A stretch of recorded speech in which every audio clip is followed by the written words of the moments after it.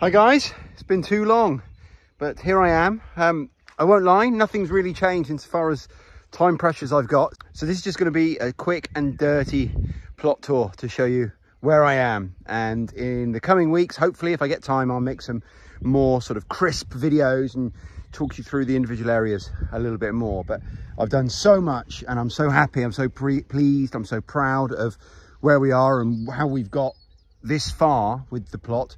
And I don't think it will do it justice, really, just a quick tour to show you how much work we've put in. But like I say, over the next few weeks we'll do some more detailed videos to show you sort of before and afters, different parts of the plot. So this was the paddock that had the pigs in it last year, and as you can tell, got lots of rutted ground. Well, I'm using this area to grow potatoes, and I've sown lots and lots of potatoes. I'm using no dig. Even on this ground I'm using no dig. And so when I say sown, these are the potatoes I've just put in, literally placed them on the ground, just enough compost to cover them. That's it. Then I've got some old straw back there, which is old donkey bedding, which you saw me get last year for free. I picked up loads of bags of that. I'm still using that. And you can see I then cover the compost with that. So I'll get to that in a minute if I've got time.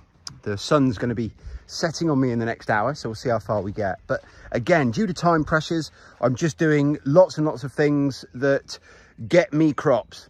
So in here you can see I'm not worried about the weeds. It is what it is. We obviously could get more yield if we spent a lot of time in here and weeded it and prepared the ground and this, that and the other. I don't have time to do that. It's a huge plot. It's an acre here that I'm growing on, so I'm doing the best I can. In the far corner there, I've also got a big patch of sweet corn. So again, more details in the future on all of that. Over here at the back end is the orchard, the small orchard. And today I've done an awful lot of trimming of these trees, a little bit later in the year than I would have liked. Again, so many things, it's just down to doing what I can. So you could see how much we've taken off all of that debris lying around there. A lot of these trees were just completely overgrown and needed quite a lot of hacking back. So we were quite brutal with some of them. And once I've cleared this debris, I've got a home for all of that, it'll look so much better. Got some Jerusalem artichokes in the ground here, lots of fruit bushes, rhubarb. I'm actually picking some of that rhubarb shortly because I'm cooking a massive roast dinner for my extended family on Monday. So I'm going to make a rhubarb crumble for dessert. What else have we got? Well, you can see just a different angle and more of the fruit trees that we've sorted out back here. We've got a big mix of weeds and perennials through here, which at a later date I'll talk to you about in more detail. Over here is a cardoon. Very excited to have this guy. We've got some more fruit trees in the back there in their infancy, and over there we've got the makings of a compost pile slash hugel culture bed. I'm not really sure what that's going to be. Here, this was all overgrown. Everything was growing through this netting. So my wife and I have worked really hard. We've got the worst of this taken back. Still loads of work to do in there. You can see the fruit cage. Most people would look at this and say, goodness me, that's overgrown. And they'd be right, but it's nowhere near what it was. You could hardly move in here. So we've made huge progress in here. Everything, just like this, is a work in progress. Now we get on to some of the areas a little bit more progressed. And so here we've got two hugel culture beds. They were covered in weeds. We've just got black plastic down there to prevent those weeds coming through. All down this side, again, I'm not planning on planting under here this year. We're just trying to kill off weeds. Who knows, maybe I will, see how far we get, but we're just killing off weeds at the moment. Down there, we've got a load of raised beds. Less than half of those were already there. More than half of those I've put in myself this year. We've got a row of fruit along here again, which I've completely trimmed back. It was again quite overgrown. And then along the back here you can see, in fact, it doesn't really do it justice to how much work we've done, but this along here was all overgrown, and we've put in new no dig beds all through here. If you look down this middle section, it looked more like this middle section apart from the places again we've put in new beds. So more of the same. Everywhere you see this black plastic, we're just trying to kill off the weeds with a view to planting in it next year. So down here is our Egyptian walking onions that we transplanted. This was an area that already had black plastic down, so we've just taken that out, put our Egyptian onions in, and used again some of that straw which you can see in those bags, as a mulch to stop those weeds coming in. All along the back here, we've got beans and peas, and along the front, more beans. Some of them got a little bit frostbitten. I was a little bit too eager to get them out, but most of them have made it, and I've got spares. We've got more in the polytunnel. I tried to put a bed in here, but I didn't put any cardboard down because this was an area, again, that had that black plastic down. So I was hoping that we'd get away with it here and it'd be weed-free. Not a chance. So I'm going to have to readdress that. Through here, we've got our massive brassica cage, which we salvaged. Again, this was free, and it's full of brassicas. Down here, we've got another bed that we've put in, and these are swede. I've got lots and lots more to plant out. So over there, you can see the raised beds. In fact, let's have a closer look.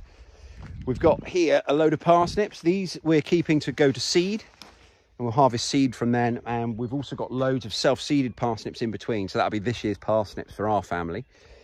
We've got some leek in here, onions in here, garlic just down there. And then these beds here are ones that we've installed, most of them at least.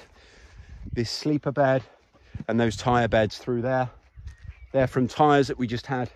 Well, we found them over in a heap over there. So we've brought them in, cut the rims or some of the rims out, filled them up with compost. These are all ready for planting because we've got loads of seedlings not far away. So another bed that we've put in, not planted up yet. We've got some peas in, carrots out in this raised bed. In these raised beds, we've got lettuce and some broad beans. And then over here, we've got a trough. And Sally said you probably want to drill some holes in that, but I thought I'd much rather use it as a watercress bed. So it's got soil in it up to about here, fairly fertile soil, and it's just going to hold the water. I'll have to top that up in the summer, I suspect. But this is one clump of watercress straight from the supermarket, spread out through there, and it's already been in there about a week and it's already doing its thing. Got some more peas just here, and then into the polytunnel. And in here we've set up 3 tables for seedlings because we get mice in here. If I try and germinate seedlings on the floor, the mice just get in there and snaffle them all up. It was a real pain to start. I lost so much. I've learned so much about this plot already, and I've only had it a few months. So I set up a seed bed down here, and it didn't work again because of the mice. But as you can see, this is all salad through here. Rocket, some dill, loads of lettuce along the back, some more lettuce there. So we're already harvesting loads of salad leaves. We're not buying salad anymore. And all along the back here, along with a few weeds. This was all overgrown. Again, I'll have to show you a before and after and really spend some time with you in here. But we've got all full of squash, cucumbers, tomatoes, right down both sides. Same down the middle at this end, but also some aubergines and some peppers. And you can see it's just bursting with life. It's phenomenal. A lot of this is self-seeding stuff. So the rocket it's almost like a perennial because it just self-seeds time and time again. Right, like I said, just a quick and dirty one. I hope you can see where my time has been spent. It's not been on the beach or in the pub, it's been here. So every spare minute I've had, put some boards down here to try and keep the weeds down. Loads more to share with you, and I absolutely will as soon as I can. I'm not going to make any promises, but I'm going to try and now pick up a bit more regularity for you guys. So thanks for your patience, I really appreciate it. Thanks to everyone who's been in touch with their support, and yeah, just you guys are amazing. I really appreciate it, and I will speak to you really soon. Cheers.